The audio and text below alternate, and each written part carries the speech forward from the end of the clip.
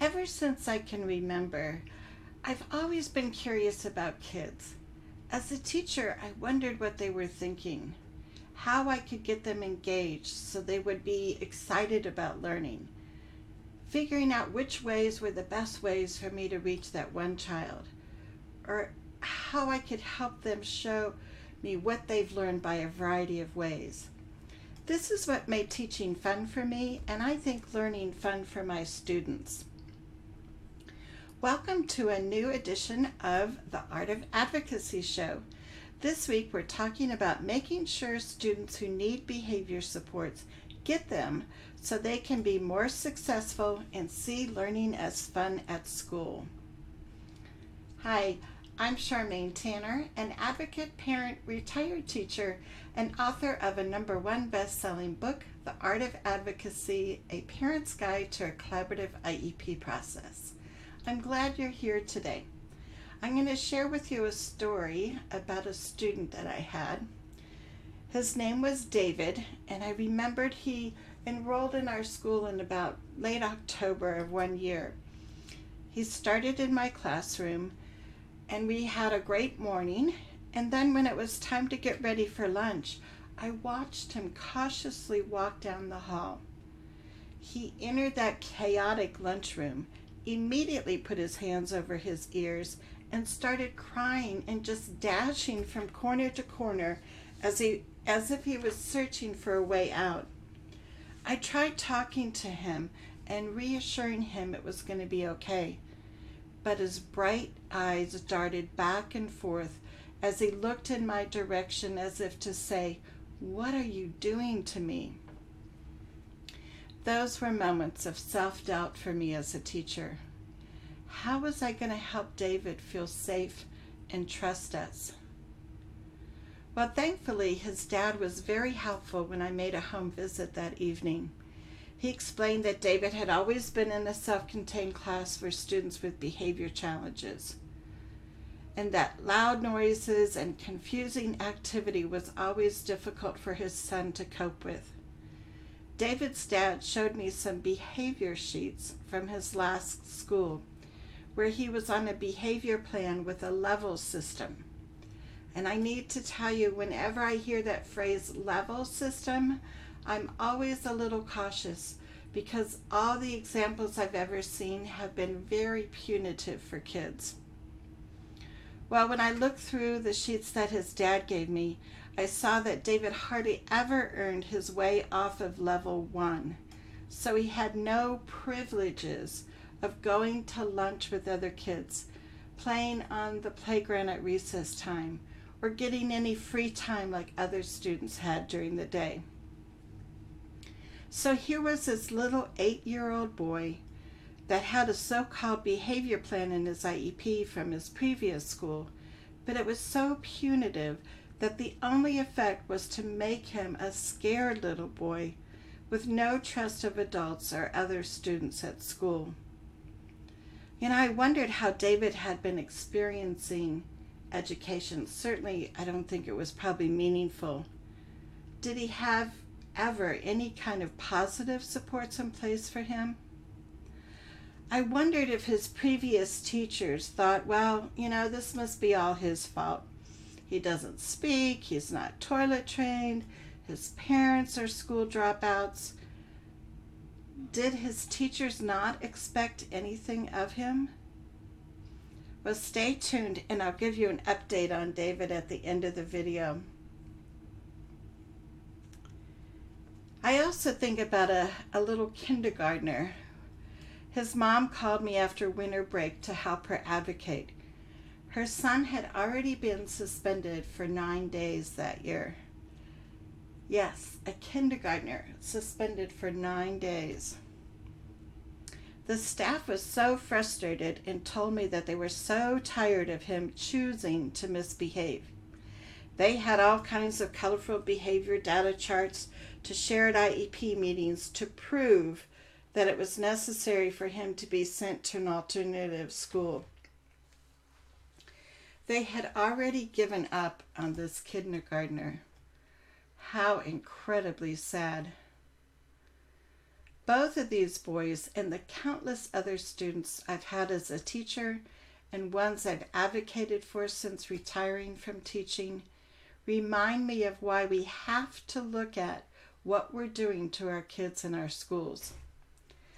As a matter of fact, the Federal Department of Ed recently released a 16-page letter to school districts reminding them of their obligations to students who need behavior supports. Most letters of guidance on special education topics from the Department of Ed are only 2 or 3 pages long. This one, released on August 1st, 2016, was 16 pages long. Do you think the Federal Department of Ed is sending us a message? One of critical importance of what we are and aren't doing for students with behavior needs. In last week's video, I talked about part of this letter that reminds school districts of what the federal regs say about providing training for staff and how it can be written in a child's IEP. So if you missed this video, here's the link for it, and be sure that you go over to watch it. So many parents aren't even aware that staff training can be written in their child's IEP, and for that matter, many teachers and administrators don't know that that's a possibility either. So make sure you get a copy of that letter. This week, I want to echo the Federal Department of Ed's concerns with the number of students with disabilities that don't receive appropriate behavior interventions, supports, or strategies in our schools. We need to recognize these red flags and know this is a time to request an IEP meeting. Some parents don't realize that students with disabilities can be suspended. In fact, many times students are suspended for 10 days over a school year before the staff even call a meeting to discuss what's going on. One reason that might be is because there are many so-called legal memos and technical assistance documents that have been circulated among many school districts with inaccurate information. Some of these so-called legal memos have wrongly interpreted the ability of a school to suspend a child with disabilities for up to 10 days and call them free days. So there have been schools that have chosen not to be proactive, in fact, not even react much, but to suspend a student with disabilities repeatedly because they thought they didn't have to worry unless the student was going to be suspended for more than 10 days. I want to remind you that I'm not an attorney and I can't give any legal advice, so please download your own copy of this 16-page letter and look at page 10 in particular, and you'll see what I'm referring to here. If your district is using suspension as a behavior strategy, or calling parents up to ask them to come get their kids early, if they're even thinking that they can keep suspending for a student for up to 10 days without deciding if the child needs different behavior supports, I would recommend that you share this letter with your staff. So remember at the beginning of the video when I talked about David's story? Well, we were able to find a classmate that just took to being David's friend. And he was the star that helped David to learn to negotiate the lunch line, sit down at a table with lots of other kids and eat his lunch. And do you know one of the many things I found out about David that year? He loved using dollar store magnetic letters. And one of the first things I saw him spell out was CBS Evening News with Dan Rather.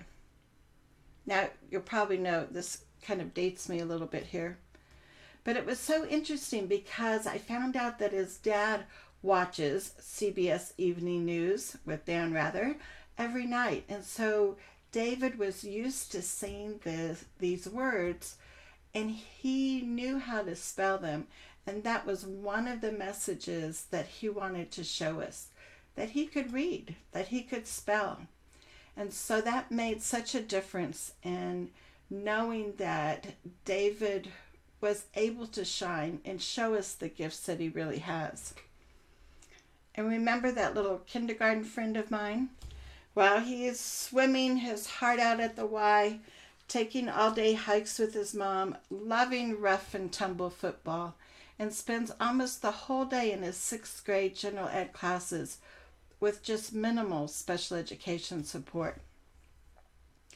Now, I know that good things are happening in schools all over our country, and there are incredible people who are passionate about helping children learn new things. We just want to make sure that that's happening in your child's class. So here are this week's 3 advocacy action steps that you can take. 1, check if behavior supports are being implemented. 2, if needed, ask for an IEP meeting. And 3, appreciate the positive efforts by the staff.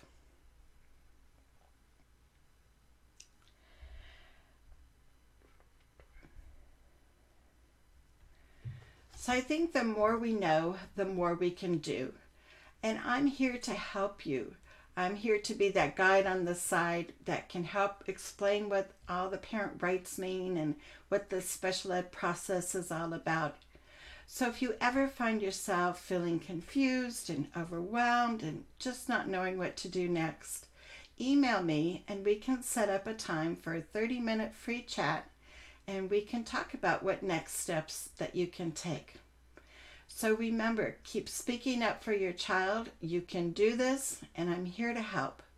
So here are some ways that you can get in touch with me. You can email me at charmaine@cspeda.com. You can go over to my Facebook page, which is called Visions and Voices Together.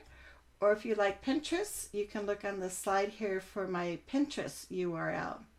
So until next week, have a great time with your child. Take care.